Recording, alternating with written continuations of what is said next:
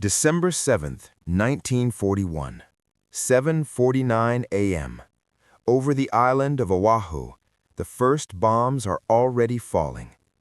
Black smoke punches into the Hawaiian sky as Commander Mitsuo Fuchida leans forward inside the cockpit of his Nakajima B-5N torpedo bomber. The Pacific below him glitters in the early sun, calm, indifferent. Ahead, Pearl Harbor spreads out like a perfect target board. Battleships lie in neat rows along Battleship Row, still, unmoving. He raises a flare pistol. Green light. Attack. The cockpit vibrates as engines roar and dive brakes scream. Japanese aircraft descend in disciplined waves. Torpedoes slice into the harbor water. Armor-piercing bombs whistle downward. And in seconds, the illusion of peace shatters into metal, fire, and men screaming beneath collapsing decks. On board USS Arizona, sailors barely awake stumble into a firestorm. A bomb pierces her forward magazine. 8:06 a.m. The explosion rips the battleship apart. A pillar of flame climbs hundreds of feet into the sky. You can almost feel the shockwave in your chest, even 80 years later. Fuchida watches the inferno through the cockpit glass. He is not horrified. He is exhilarated. He clicks his transmitter and sends the coded message back to the carriers. Tora, Tora, Tora. Surprise achieved. Below him, the Pacific Fleet burns. For years, Japanese naval planners had believed America lacked the will for a prolonged war. Admiral Isoroku Yamamoto himself had warned Tokyo, strike hard, strike fast, and the Americans will negotiate, break their spirit in one decisive blow. Now, as oil spreads across the harbor and sailors leap into flaming water, it seems the gamble has worked. The United States Navy crippled in 2 hours. Fuchida circles above the chaos. Anti-aircraft fire begins to claw upward, but it's scattered, confused. The first wave has done its work. The second wave is already descending. Triumph feels absolute. But something is missing. The aircraft carriers. USS Enterprise, USS Lexington, USS Saratoga. Not in harbor. Fuchida notes it, a detail, an inconvenience. He does not yet realize it is the first crack in the illusion. Back aboard the carrier Akagi, Vice Admiral Chuichi Nagumo debates launching a third wave to destroy fuel depots and repair facilities. The airfields are wrecked, the battleships are sunk or burning, the mission objectives appear complete. Why risk more aircraft? Why press further? Nagumo decides to withdraw. The Japanese fleet turns north, disappearing into the vast Pacific. Behind them, smoke columns mark what appears to be a decisive victory. In Tokyo, celebrations will erupt. Headlines will speak of humiliation and dominance. But far away, in Washington, D.C., a different kind of fire is about to ignite. And it will burn far longer than the wreckage at Pearl Harbor. Because while Fuchida believed he had shattered American resolve, he had done something else entirely. Something irreversible. December 8th, 1941, 12:30 p.m., Washington, D.C. The chamber is silent. President Franklin Delano Roosevelt grips the edges of his desk as aides adjust the microphone in front of him. Outside the White House, crowds have already begun to gather. Newspapers scream in black ink. Radios hum across the nation. Inside the Capitol, senators and representatives sit rigid in their seats. Roosevelt begins to speak. Yesterday, December 7th, 1941, a date which will live in infamy. His voice is calm, controlled, but beneath it lies steel.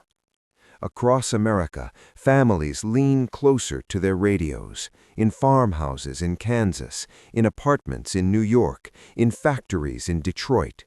You can almost hear the quiet, the collective intake of breath. Pearl Harbor is no longer a distant naval base. It is personal. Roosevelt does not beg for negotiation. He does not speak of compromise. He speaks of victory. Hostilities exist. Within an hour, Congress declares war on Japan, only one dissenting vote. 3 days later, Germany and Italy declare war on the United States. The war that Japanese planners believed would remain regional has become global. And something else begins to move. Something vast. In boardrooms and steel mills, in shipyards and automobile plants, American industry pivots with breathtaking speed. The same assembly lines that once produced refrigerators and sedans begin transforming into lines for tanks, bombers, and artillery. Henry Ford's factories in Michigan retool for war production. At the Willow Run plant, the ambitious plan emerges. Build a B-24 Liberator bomber every hour. An airplane every 60 minutes. It sounds impossible, but impossibility is no longer a constraint. In California, Kaiser shipyards experiment with prefabrication, constructing Liberty ships in record time. What once took months will soon take weeks, then days. The scale defies imagination. In 1940, the United States Army ranked 17th in the world in size, smaller than Romania's. By 1945, it will number over 12 million personnel. Factories hum 24 hours a day. Women step onto assembly lines in numbers never seen before. Rosie the Riveter becomes more than a poster. She becomes a symbol of a nation converting outrage into output. Steel production surges, oil flows, railroads pulse with movement. By 1943, American shipyards are launching more tonnage than all Axis powers combined, nearly 10 to 1. Japan's planners had studied American politics. They had underestimated American capacity. Back in Tokyo, celebrations begin to fade into calculations. Intelligence reports filter in. American aircraft carriers, untouched, are operating in the Pacific. Submarines begin prowling Japanese shipping lanes. Yamamoto had once confided to a colleague, "I fear all we have done is to awaken a sleeping giant and fill him with a terrible resolve." Now that resolve is taking physical shape in aluminum, steel, and oil. And the giant is not sleeping. He is building. But production numbers are only numbers. The real test will come at sea, because the next clash will reveal something even shocking than Pearl Harbor. It will reveal who truly controls the Pacific. May 4th, 1942. The Coral Sea. The ocean is empty. At least, it appears that way. Beneath the clouds, two fleets search blindly for each other across hundreds of miles of open water. No battleships in sight, no enemy flags on the horizon, just radio signals, reconnaissance reports, and aircraft engines warming on carrier decks. This is a new kind of war. On board the Japanese carrier Shokaku, pilots prepare for launch. Across the sea, on USS Yorktown and USS Lexington, American aviators do the same. The two forces will never see each other directly. Instead, their aircraft will decide the outcome. For the first time in history, a naval battle is fought entirely by planes. When dive bombers finally find their targets, chaos erupts. Explosions ripple across flight decks, oil ignites, men scramble through smoke-filled corridors. USS Lexington suffers catastrophic damage and is eventually scuttled. The Japanese carrier Shoho sinks beneath the waves. Tactically, Coral Sea is a bloody draw. Strategically, it is something else. It halts Japan's advance toward Port Moresby. For the first time since December 7th, Japanese expansion stalls. And in Tokyo, planners begin to sense resistance hardening. But the real turning point waits 1 month away. June 4th, 1942, 4:30 a.m., North Pacific, near Midway Atoll. Admiral Isoroku Yamamoto's plan is bold. Lure the remaining American carriers into a trap and destroy them. With Pearl Harbor avenged and the U.S. fleet shattered, Japan can dictate terms. But American codebreakers have been listening. At Station Hypo in Hawaii, Commander Joseph Rochefort and his team have cracked key portions of Japan's naval code, JN-25. They know AF means Midway. They know the attack is coming. Admiral Chester W. Nimitz positions his carriers, Enterprise, Hornet, and the hastily repaired Yorktown, northeast of Midway, hidden. The trap is reversed. Morning strikes begin. Japanese aircraft pound Midway's airfields. On the carriers Akagi, Kaga, Soryu, and Hiryu, decks are cluttered with refueling hoses and armed planes being reconfigured for a second strike. Then, shortly after 10:20 a.m., American dive bombers appear out of the sun. They had nearly run out of fuel. They had been flying low, searching desperately. And then they find them. In 5 minutes, 3 Japanese carriers are burning uncontrollably. Akagi, Kaga, Soryu. Flames race across wooden flight decks, ammunition detonates, aircraft explode where they sit. It is sudden, violent, devastating. Hiryu manages a counterstrike that cripples Yorktown, but by evening she too is mortally wounded. 4 frontline Japanese carriers, the same strike force that attacked Pearl Harbor, are gone. Lost with them are veteran pilots, flight deck crews, years of irreplaceable experience. Midway does not just damage Japan, it breaks its offensive momentum. And in Tokyo, planners begin to sense resistance hardening. But the real turning point waits 1 month away. June 4th, 1942, 4:30 a.m., North Pacific, near Midway Atoll. Admiral Isoroku Yamamoto's plan is bold. Lure the remaining American carriers into a trap and destroy them. With Pearl Harbor avenged and the U.S. fleet shattered, Japan can dictate terms. But American codebreakers have been listening. At Station Hypo in Hawaii, Commander Joseph Rochefort and his team have cracked key portions of Japan's naval code, JN-25. They know AF means Midway. They know the attack is coming. Admiral Chester W. Nimitz positions his carriers, Enterprise. August 7th, 1942. Dawn. Guadalcanal. Rain hangs in the air like a curtain.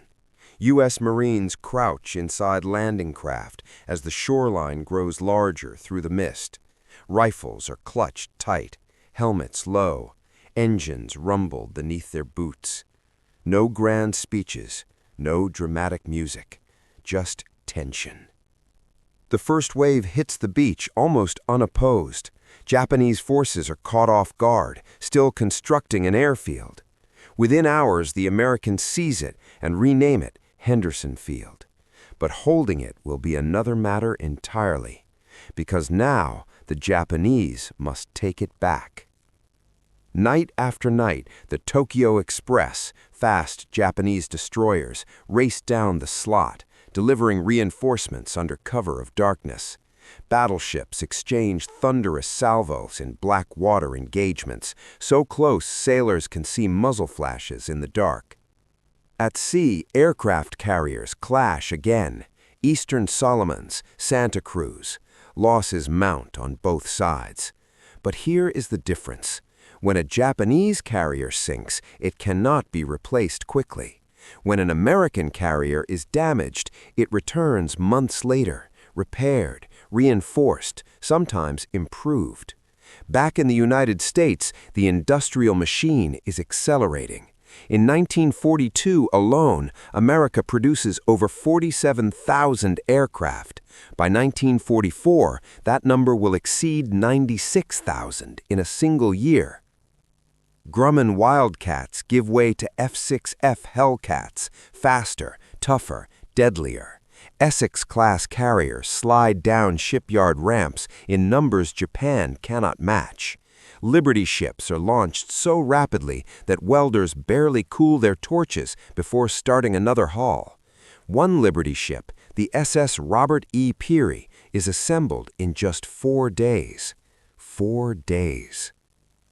Meanwhile, Japan struggles with fuel shortages, limited steel, and a shrinking pool of trained pilots.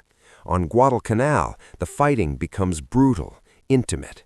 Jungle rot, malaria, starvation, bayonet charges in the dark.